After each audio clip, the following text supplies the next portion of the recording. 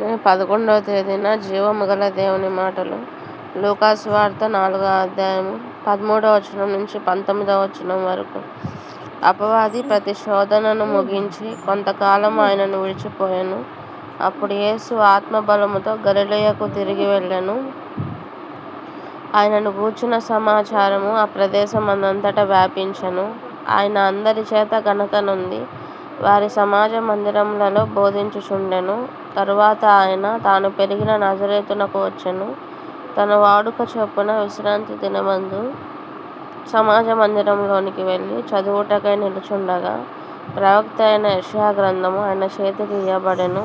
ఆయన గ్రంథము విప్పగా, ప్రభువు ఆత్మ నా మీద ఉన్నది, బీదలకు సువార్త ప్రకటించుటకై ఆయన నన్ను అభిషేకించెను. చెరలోనున్న వారికి విడుదలను, గుడ్డివారికి చూపును కలుగునని ప్రకటించుటకును, నలిగిన వారిని విడిపించుటకును, ప్రభు హితవత్సరము ప్రకటించుటకును ఆయన నన్ను పంపియున్నాడు అని వ్రాయబడిన చోటు ఆయనకు దొరికెను.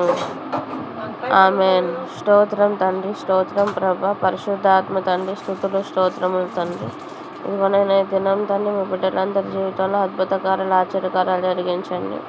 రాబోయే శోధన కాలంలో కాపాడండి ప్రభా. ఇదిగోనైనా జ్ఞాపకం చేసుకున్నామని నజరేయుడైన యేసుక్రీస్తు నామములో తండ్రి అడిగి వేడుకుంటున్నాం ప్రభా. ఆమేన్, ఆమేన్, ఆమేన్.